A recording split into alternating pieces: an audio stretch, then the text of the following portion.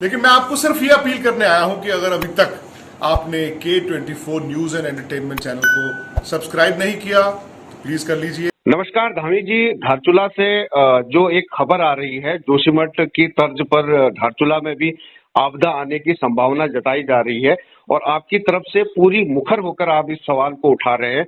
मामला क्या है धामी जी? देखिए, सबसे पहले तो मैं आपके चैनल का बहुत बहुत धन्यवाद और आभार व्यक्त करता हूँ। जी, ये मामला 2020-21 में भी मैंने उठाया था। हमारा एक गांव है दर, जी, दारमा वैली में जो गांव पड़ता है।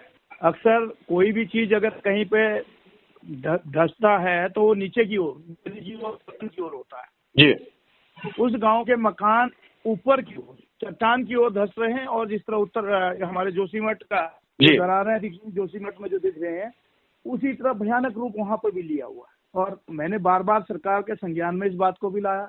जी, और दूसरी बात, आज जिस तरह हमारा ऐतिहासिक जो है एक धार्मिक नगरी जोशीमठ को जो खतरा हुआ है, जी, मैं उसके लिए बहुत चिंतित हूँ और उनके वहाँ के प्रभावितों के साथ भी।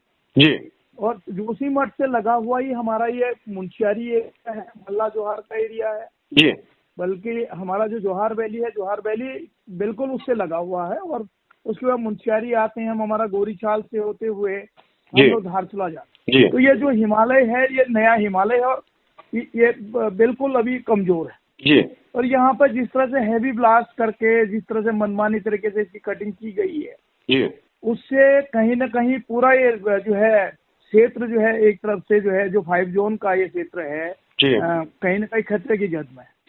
धामी जी, आपको लगता नहीं कि सरकार लगातार जो डायनामाइट लगाकर ब्लास्ट करवा रही है निर्माण कार्यों में, तो इससे पहाड़ों को खतरा है? कांग्रेस लगातार चिंतित दिख रही है। कांग्रेस की तरफ से अगर बात करें तो लगातार आपके नेता लोग जोशीमठ में भी अभी डेरा जमाए बैठे हैं। तो ऐसे में राजनीतिक से हटकर अगर हम पहाड़ों को बचाना चाहते हैं तो सरकार को क्या कहना चाहेंगे? आप लगातार आवाज भी उठा रहे हैं। देखिए, मैं अपनी सरकार में भी लड़ा था और आज भी मैं कह रहा हूँ, मैं हमेशा आप देखते होंगे विधानसभा में मेरा एक ही मामला होता है, आपदा प्रभावी जी। तो ये जो हमारे जो एक हिमालय का जो एरिया है, जहाँ पे इस तरह के पहाड़ हैं, बड़े कच्चे पहाड़ हैं, और इनमें जिस तरह से हम कहते हैं कि विकास के लिए ब्लास्ट करना भी जरूरी है, लेकिन उसके लिए कंट्रोल ब्लास्ट होता है। छोटे छोटे नॉर्मल तरीके से ब्लास्ट किया जा सकता है। जी। आज इस तरह से हैवी मशीन, आरओसी मशीन के द्वारा 100 जो है उस पर जो है आपके ब्लास्ट एक साथ कर दे रहे हैं जी। उससे पूरा जो हमारा ये हिमालय है, ये दरक रहा है। जी। यहाँ पर निवास करने वाले लोग वो लोग हैं जी, जिन्होंने हमेशा सीमाओं की रक्षा की है। बिल्कुल बिल्कुल। आज आप तमाम जितने भी ये पहाड़ी क्षेत्र हैं, यहाँ के लोगों का इतिहास देख लीजिए। यहाँ का हर घर का एक बेटा या गांव का घर का बुजुर्ग सेना में जो है सैनिक के रूप में जो है सेवा दे रहा है। जी। और घर में रहने वाले जो माँ बहने या जो बुजुर्ग हैं, वो निःशुल्क सीमा के प्रहरी के रूप में काम कर रहे हैं। बिल्कुल बिल्कुल। और एक तरफ से सरकार कह रही है कि हमको जो है रिवर्स प्लाइन करना है, प्लाइन रोकना है। जी। दूसरी तरफ हमारे तमाम जो हमारी जो समस्याएं हैं वो जस की तस है। जी। उसकी ओर ध्यान नहीं जा रहा।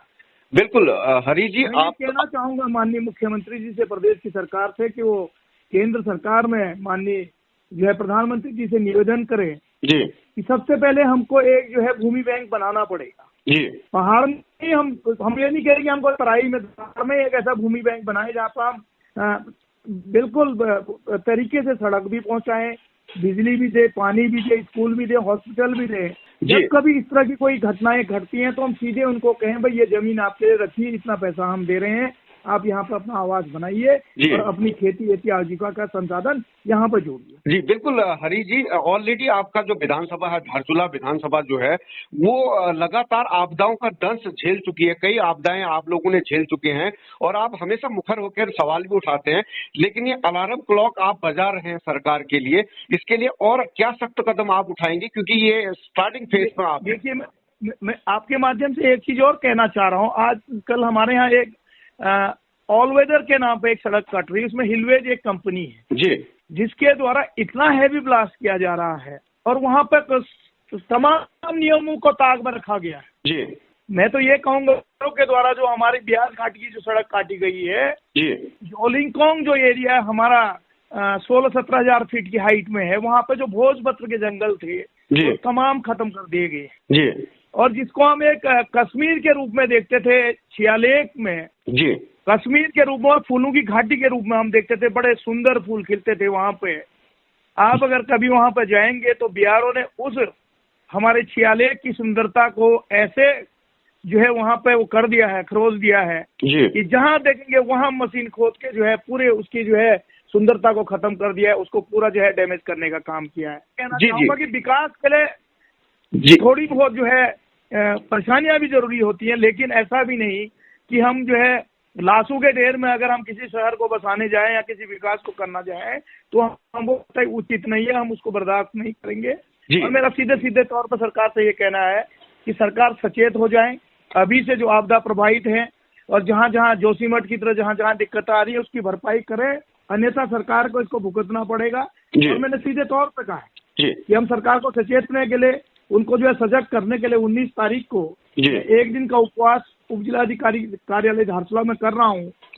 अगर सरकार ने इस ओर ध्यान नहीं दिया तो निश्चित तौर पे मैं विधानसभा सत्र के दौरान से आमरण अनशन करूंगा और मेरे क्षेत्र की जनता को लेकर चाहे मुझे अपनी प्राणों की आहुति देनी पड़े, मैं देने के लिए तैयार हूँ। और मैं एक चीज आपके माध्यम से कहना चाहता हूँ, आज मेरे धारचूला में जो आपदा प्रभावित है उनकी स्थिति ये हो गई है कि जानवर भी इस तरह नहीं रखे जाते हैं। 60 परिवारों को एक बैडमिंटन हॉल में, मिनी स्टेडियम के हॉल में रखा गया है। उनकी भी सामाजिक अपनी जीवन जीने की जो है शैली है। 6 महीने से ज्यादा का समय हो गया।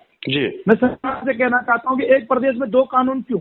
बिल्कुल, आपदा में सब जगह एक समान दृष्टि से देखा जाना चाहिए। और मेरा ये कहना है कि भाई आप उनको किराया तय कर दे महीने का और उनको कहें ये किराया हम महीने का दे रहे हैं, आप अपने लिए जगह ढूंढे। जब तक आपका पुनर्वास नहीं होता आप किराए पे रहिए। बिल्कुल, क्या मैं जब चाहता हूँ तो 60 परिवार एक साथ रह रहे हैं, बड़ी एक आश्चर्यता होती है। भाई 2 महीने 3 महीने हमने कहा चलो सरकार की मजबूरी है कि हम व्यवस्था कर रहे हैं, लेकिन यहाँ तो ऐसी स्थिति हो गई है कि कई परिवार ऐसे हैं 2017 से अभी तक जिनका पुनर्वास नहीं हो पाया। अभी तक हमने आपके साथ राजनीति की नहीं की, हम बल्कि आपके साथ खड़े थे, हम सरकार का धन्यवाद कर रहे थे।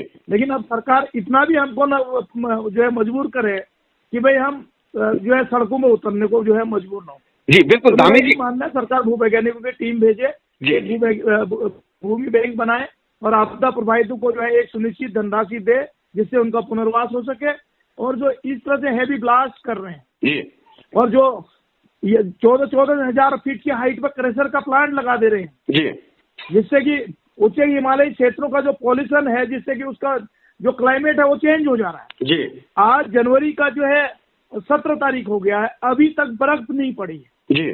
ये कहीं ना कहीं जो हम उच्च हिमालयी क्षेत्रों में जो खिलवाड़ कर रहे हैं, क्रेशर जैसे प्लांट लगा रहे हैं, तो इसके कारण कहीं ना कहीं वहाँ का जो क्लाइमेट है वो चेंज हो रहा है, जो कि हमारे मानव जीवन के लिए भी और प्रकृति के लिए बहुत जो है एक घातक है। पुष्कर सिंह धामी जी के साथ तालमेल बहुत अच्छे हैं आपके, तो ऐसे में आपकी तो सुनते हैं वो, क्यों ऐसा हो रहा है जैसे आप बता रहे हैं कि 60 परिवारों की अनदेखी की जा रही है?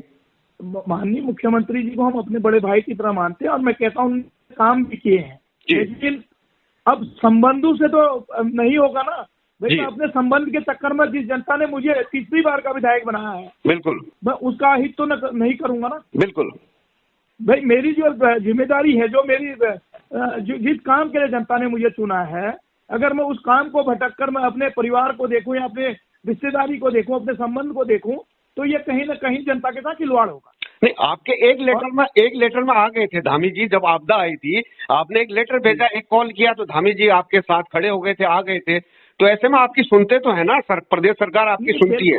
ऐसा नहीं है, मैं नहीं कह रहा कि मेरे नहीं सुनते हैं, लेकिन मेरा ये कहना है कि भाई सुनना ही काफी नहीं है, धरातल पे वर्क आना चाहिए।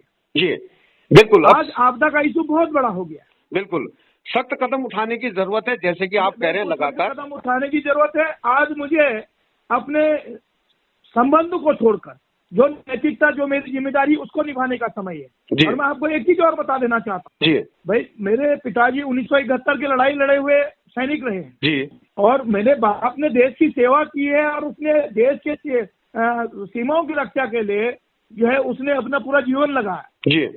और मैं भी फौज में जाना चाहता था, मेरा दुर्भाग्य था मैं फौज में नहीं जा पाया। तो जो मुझे जिम्मेदारी मिली है, मैंने यही सोच के जिम्मेदारी को निभा रहा हूँ। भगवान ने मेरे जो है मेरे पे जिम्मेदारी जनता की सेवा का लिखा है, जी। तो मैं अपनी जो मेरी सेवा का जो मेरी ड्यूटी है, जी।